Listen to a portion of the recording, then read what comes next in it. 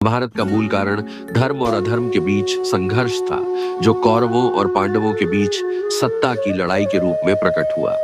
इसके कुछ प्रमुख कारण निम्नलिखित थे। 1. राज सत्ता की लड़ाई। धृतराष्ट्र के पुत्र दुर्योधन ने छल कपट से पांडवों का राज्य हड़प लिया और उन्हें 13 वर्षों के वनवास एवं अज्ञातवास के लिए मजबूर किया। वनवास के बाद जब पांडवों ने अपना राज्य वापस मांगा तो दुर्योधन ने मना कर दिया। 2.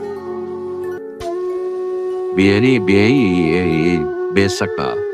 जुए में छल। शकुनी ने अपने भांजे दुर्योधन के पक्ष में छल पूर्वक पासों का खेल खेला, जिससे पांडव अपना पूरा राज्य और यहां तक कि अपनी पत्नी द्रौपदी को भी हार गए। 3. द्रौपदी का अपमान। सभा में दुर्योधन के आदेश पर दुशासन ने द्रौपदी का चीरहरण करने का प्रयास किया, जिससे पांडवों के मन में प्रतिशोध की आग भड़क उठी।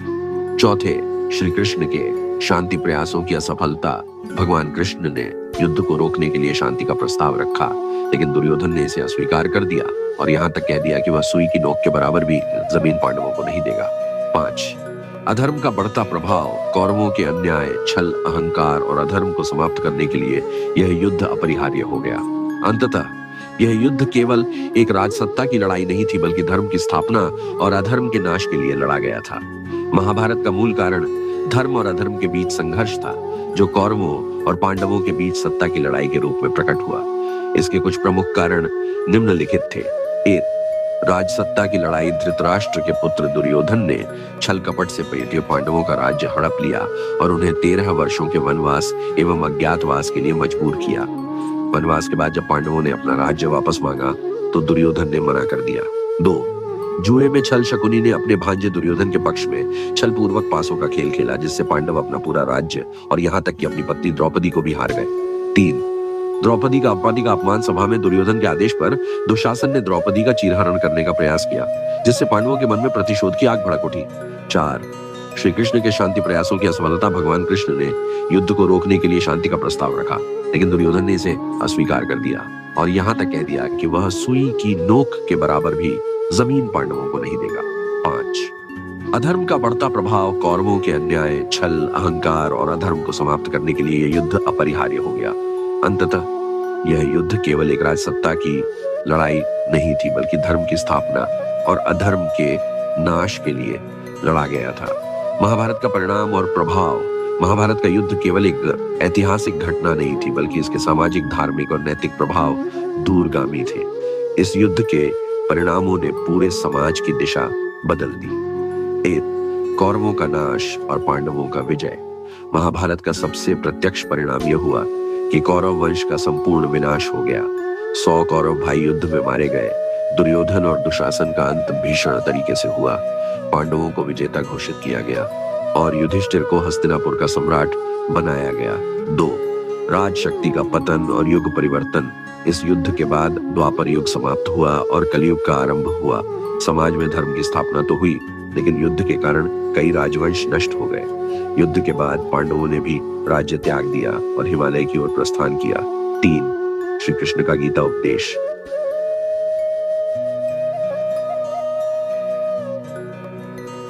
महाभारत के सबसे मूल्यवान योगदानों में से एक श्रीमद् भगवद गीता है, जो आज भी जीवन दर्शन का अद्भुत ग्रंथ माना जाता है।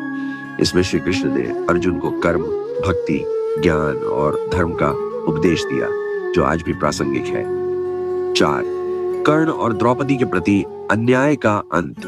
युद्ध के दौरान यह स्पष्ट हुआ कि कर्ण के साथ समाज ने अन्याय किया था, लेकिन अंत में उन्हें वीर गति प्राप्त हुई।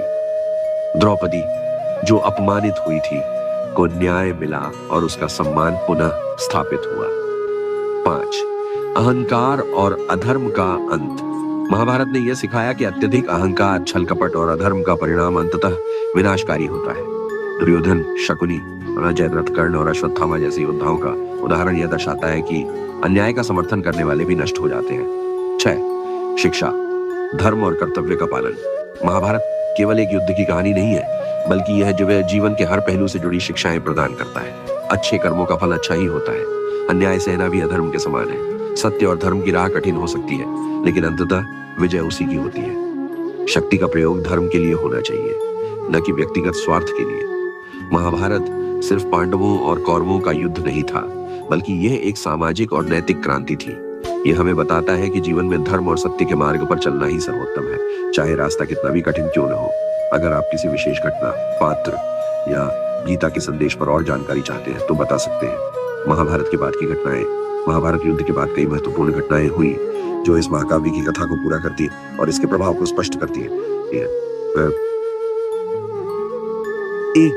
युधिष्ठिर का राज्याभिषेक और धर्मराज की स्थापना। युद्ध के बाद युधिष्ठिर को हस्तिनापुर का राजा बनाया गया और उन्होंने धर्मपूर्वक राज्य किया। भीष्म पितामह जो तीरों की शैया पर थे, उन्होंने युधिष्ठिर को राज्य चलाने की नीति राजधर्म का उपदेश दिया, जिसे शांति पर्व और अनुशासन पर्व में लिखा गया है। राजा बनने के बाद युधिष्ठिर ने अश्वमेध यज्ञ करवाया और धर्म की स्थापना की। 2. गांधारी का श्राप और यदुवंश का विनाश। गांधारी जो अपने 100 पुत्रों की मृत्यु से दुखी थी, उन्होंने भगवान श्री कृष्ण को श्राप दिया कि 36 वर्षों के भीतर उनके यदुवंश का नाश हो जाएगा, ठीक वैसे ही जैसे कौरवों का हुआ। यह श्राप सच हुआ और श्री कृष्ण के अपने ही यदुवंशी वंशज आपसी लड़ाई में नष्ट हो गए। श्री कृष्ण और बलराम का देह त्याग। श्री कृष्ण ने पृथ्वी पर अपने कार्य पूरे कर लिए थे, इसलिए उन्होंने वन में जाकर ध्यान मग्न हो गए। एक बहेलिये ने उन्हें हिरण समझकर एक तीर मारा, जिससे उनका अवतार समाप्त हुआ और वे वैकुंठ चले गए। बलराम ने भी अपना देह त्याग कर समुद्र में समाधि ले ली। 4. पांडवों का स्वर्गारोहण। श्री कृष्ण के जाने के बाद पांडवों ने राज्य छोड़ने का निर्णय लिया और हिमालय की ओर स्वर्गारोहण के लिए निकल पड़े। रास्ते में एक एक कर सभी पांडव धराशायी हो गए, केवल युधिष्ठिर जीवित रहे। युधिष्ठिर अपने धर्म और सत्य के कारण शरीर के साथ स्वर्ग पहुंचने वाले एकमात्र व्यक्ति बने। 5. महाभारत का अंतिम संदेश। महाभारत केवल युद्ध की कथा नहीं है, बल्कि यह जीवन का दर्पण है। इसके अंत में जो शिक्षा मिलती है वह यह है कि 1. अहंकार और अधर्म का अंत निश्चित है। 2. सच्चाई और धर्म की राह कठिन हो सकती है, लेकिन अंत में विजय उसी की होती है। 3. पद, प्रतिष्ठा और संपत्ति नश्वर है, केवल अच्छे कर्म ही साथ जाते हैं। 4. क्रोध, लोभ और मोह से विनाश होता है, इसलिए इन्हें त्याग देना चाहिए।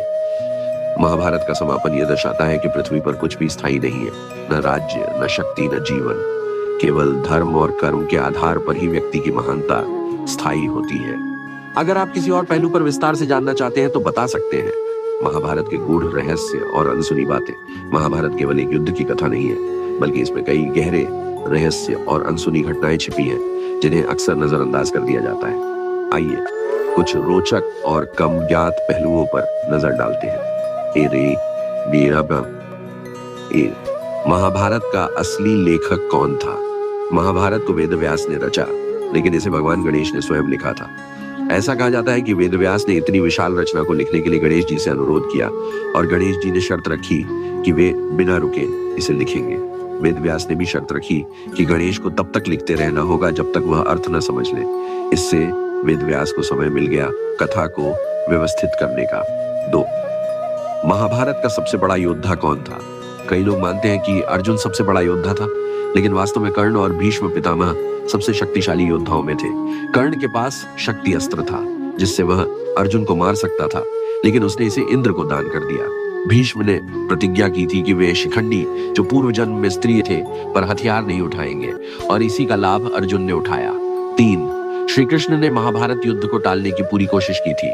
श्री कृष्ण ने पहले पांडवों और कौरवों के बीच शांति स्थापित करने का प्रयास किया।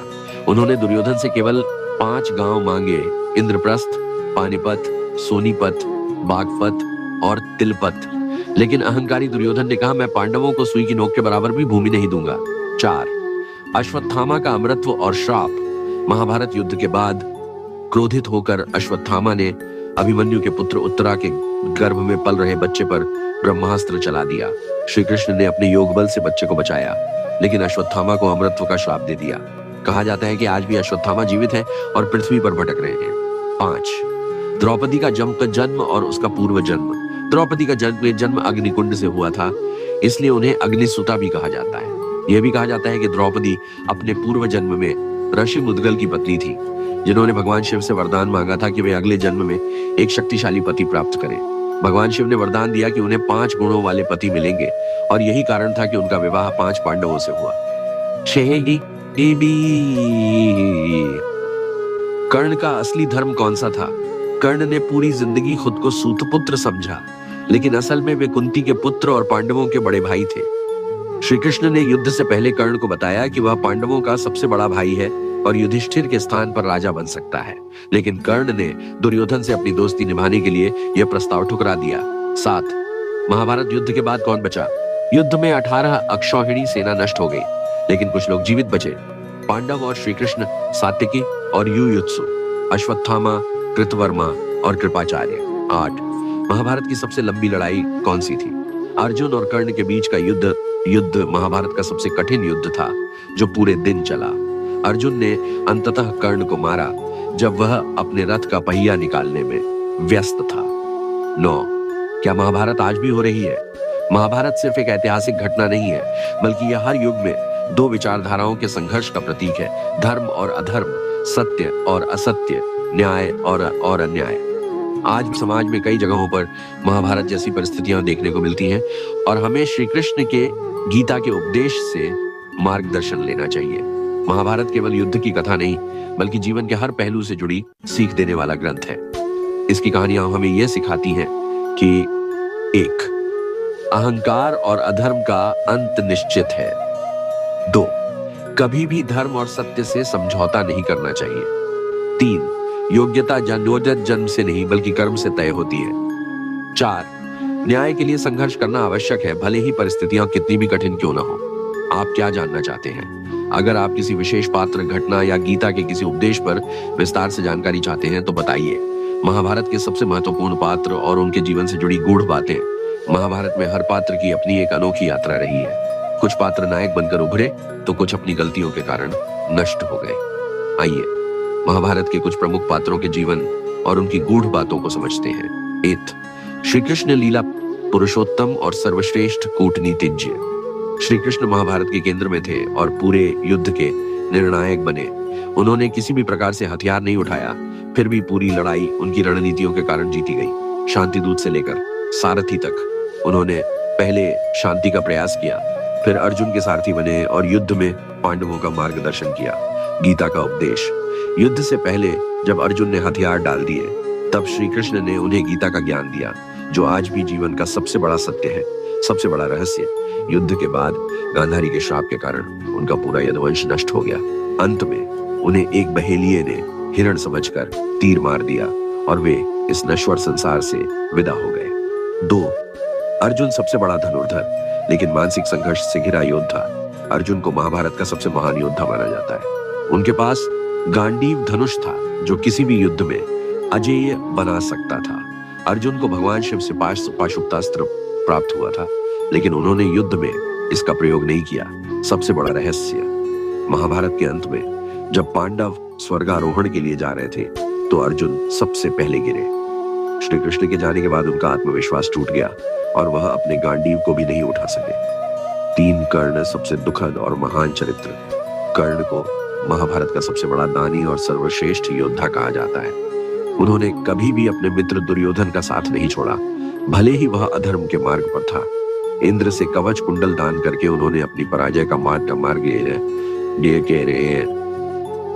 खुद ही प्रशस्त कर दिया। सबसे बड़ा रहस्य। कर्ण पांडवों का बड़ा भाई था, लेकिन वह इस सच को स्वीकार नहीं कर पाया। महाभारत में जब कर्ण युद्ध में अर्जुन से हारने वाले थे, तब श्री कृष्ण ने उन्हें बताया कि वे कुंती पुत्र हैं, लेकिन तब तक बहुत देर हो चुकी थी। 4. दुर्योधन अहंकार का प्रतीक लेकिन सच्चा मित्र। दुर्योधन ने अपने अहंकार के कारण पूरे कौरव वंश का नाश कर दिया। उन्होंने पांडवों को कभी स्वीकार नहीं किया और उन्हें जंगल भेजने के लिए छल किया, लेकिन वह कर्ण का सबसे सच्चा मित्र था और उसने उसे राजा बनाने के लिए सब कुछ किया। सबसे बड़ा रहस्य। महाभारत में दुर्योधन गदा युद्ध में भीम से हार गया, लेकिन उसकी असली हार तब हुई जब उसके माता पिता ने भी उसका साथ छोड़ दिया। श्री कृष्ण ने कहा था कि यदि दुर्योधन ने अहंकार त्याग दिया होता तो वह सबसे महान राजा बन सकता था। 5. भीष्म पितामह इच्छा मृत्यु का वरदान पाने वाले योद्धा। भीष्म पितामह ने अपने पिता के लिए आजीवन ब्रह्मचर्य और राजगद्दी छोड़ने की प्रतिज्ञा ली थी। वह महाभारत के सबसे शक्तिशाली योद्धा थे और उनकी मृत्यु तभी संभव थी जब वे स्वयं मृत्यु का चयन करते। वे 10 दिनों तक युद्ध में लड़ते रहे और अंत में अर्जुन के बाणों से घायल होकर तीरों की शैया पर पड़े रहे। सबसे बड़ा रहस्य। उन्होंने अपनी मृत्यु तक सूर्य के उत्तरायण होने का इंतजार किया और तभी प्राण त्यागे। उन्होंने युधिष्ठिर को राजधर्म और नीति शास्त्र का ज्ञान दिया, जिसे शांति पर्व कहा जाता है। 6. द्रौपदी सम्मान और प्रतिशोध का प्रतीक। द्रौपदी का जन्म अग्निकुंड से हुआ था और उन्हें 5 पांडवों की पत्नी बनना पड़ा। दुर्योधन ने उनका अपमान किया, जिससे वह महाभारत युद्ध का एक बड़ा कारण बनी। जब सभा में उनका चीरहरण हुआ, तब श्री कृष्ण ने उन्हें असीमित वस्त्र प्रदान कर उनकी लाज बचाई। सबसे बड़ा रहस्य, द्रौपदी ने अपने पिछले जन्म में भगवान शिव से प्रार्थना की थी कि उन्हें एक सर्वगुण संपन्न पति मिले। शिव ने वरदान दिया कि उन्हें 5 गुणों वाले पति मिलेंगे और यही कारण था कि वे 5 पांडवों की पत्नी बनी। 7. अश्वत्थामा, अमृता का श्राप झेलने वाला योद्धा। अश्वत्थामा द्रोणाचार्य का पुत्र था और उसने अपने पिता की मृत्यु का बदला लेने के लिए पांडवों के शिविर पर हमला कर दिया। उसने क्रोध में आकर अभिमन्यु के पुत्र परीक्षित को मारने के लिए ब्रह्मास्त्र छोड़ दिया।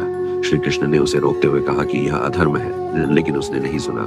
सबसे बड़ा रहस्य, श्री कृष्ण ने अश्वत्थामा को अमरत्व का श्राप दिया कि वह हजारों वर्षों तक पृथ्वी पर भटकता रहेगा, अपने कर्मों की सजा भुगतते हुए। आज भी कई लोग मानते हैं कि अश्वत्थामा जीवित है और जंगलों में भटक रहा है। महाभारत के पात्रों से मिलने वाली सीख ये